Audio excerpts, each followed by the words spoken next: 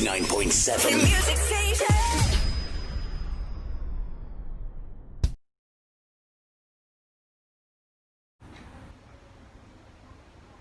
Assalamualaikum warahmatullahi wabarakatuh. Selamat sore pendengar Pemuda Sarjana 104,4 FM dimanapun Anda berada. Apa kabar teman-teman semuanya? Semoga dalam keadaan sehat dan jangan lupa tetap ikuti protokol kesehatan yaitu 3S, selalu memakai masker, selalu menjaga jarak, dan selalu mencuci tangan pakai sabun setelah berpergian dari luar rumah, agar kita semua terhindar dari virus COVID-19 yang masih merajalela pada saat ini. Oke teman-teman semuanya, jumpa lagi dengan saya Murni Asti, tentunya dalam program Berita Sore Pemuda Sarjana 104,4 FM. Selama 10 menit ke depan, saya akan mengisi ruang dengar teman-teman semua dengan informasi tentang pendidikan pada saat ini. Di sini saya akan membahas mengenai peran guru bimbingan belajar di masa pandemi saat ini.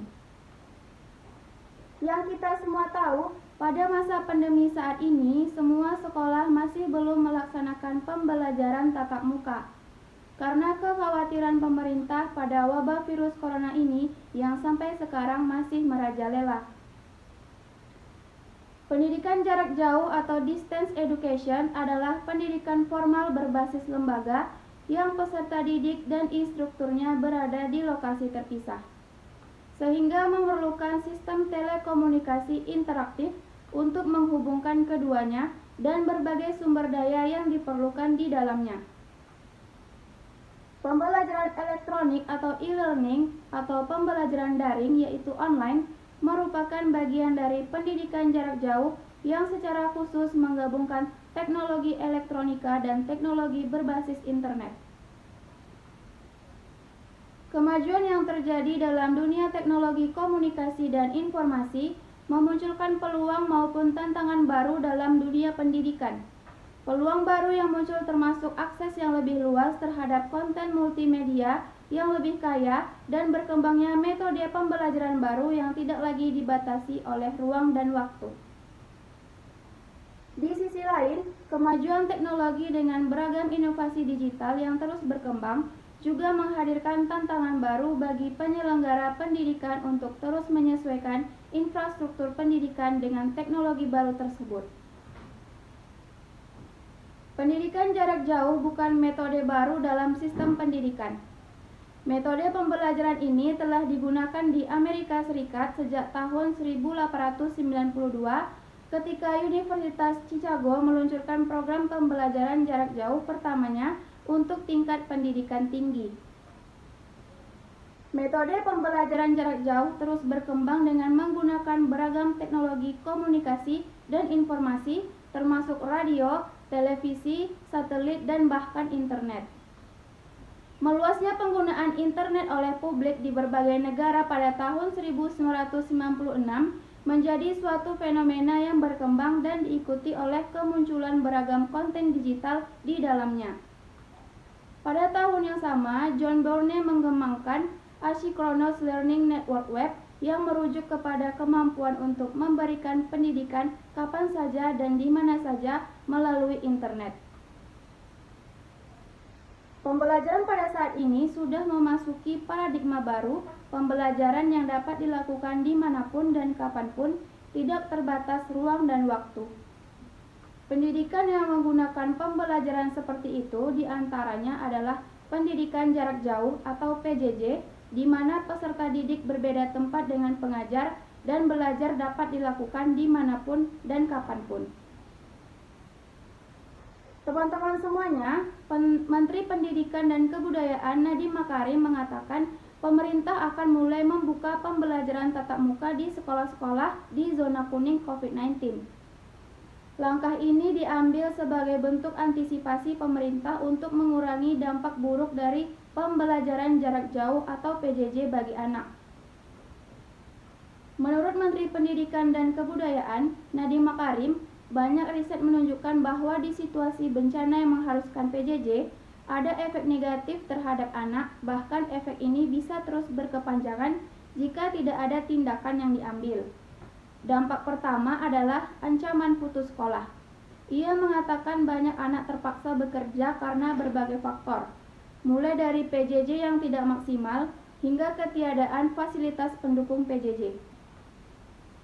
Selain itu, ada pula beberapa persepsi orang tua yang juga berubah mengenai peran sekolah dalam proses pembelajaran karena PJJ tidak maksimal. Selanjutnya adalah ancaman penurunan capaian belajar. Menteri Pendidikan dan Kebudayaan tersebut mengatakan selama PJJ, kesenjangan kualitas antara yang punya akses terhadap teknologi dan tidak itu semakin besar.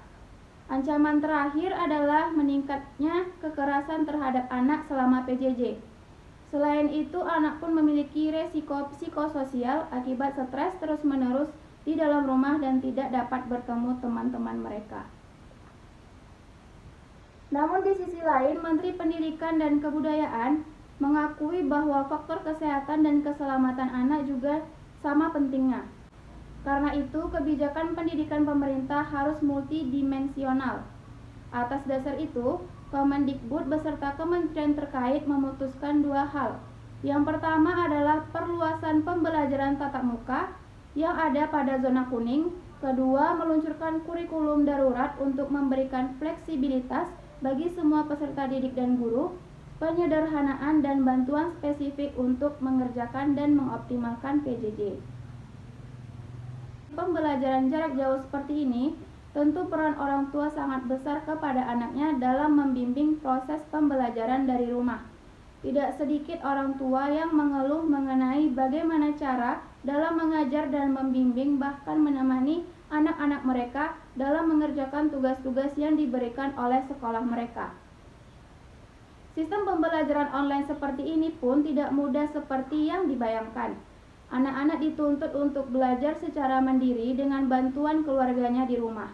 Bahkan tidak sedikit semangat anak-anak yang bersekolah dalam sistem online seperti ini pun berkurang, karena tidak adanya saling berinteraksi langsung dengan teman-teman mereka. Di masa pandemi seperti ini, dengan terbatasnya pertemuan antara siswa dengan guru, maka secara otomatis kemampuan siswa dalam menerima materi pun akan terbatas.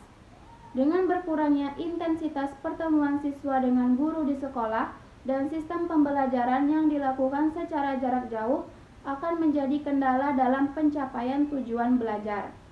Lalu, apa yang bisa dilakukan guru agar tetap bisa maksimal dalam menjalankan perannya? Salah satunya dengan melakukan pendampingan belajar bersama orang tua di rumah siswa. Bisa melalui kunjungan belajar, namun kegiatan tersebut tentunya masih bersifat terbatas karena guru tidak bisa setiap hari melakukan kunjungan ke rumah siswanya. Di sini peran orang tua sangat penting sekali dalam melengkapi proses pendampingan belajar anak-anaknya. Bagi anak-anak yang memiliki orang tua full-time di rumah, akan lebih menguntungkan karena bisa setiap saat dilakukan proses pendampingan belajar ketika diberikan tugas dari sekolah mereka.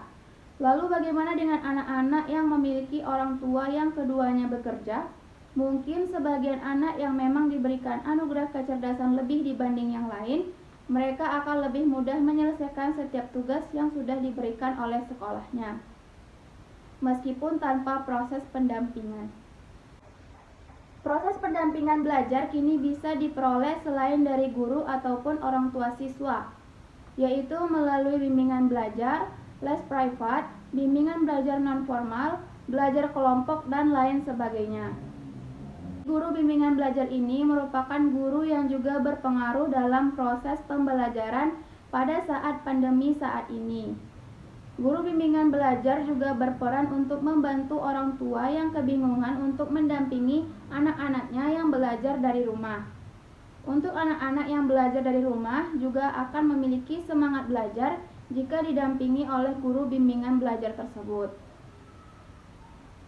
Nah teman-teman, tidak terasa sudah 10 menit saya menemani teman-teman semuanya mengenai berita atau informasi yang saya sampaikan mengenai bimbingan belajar.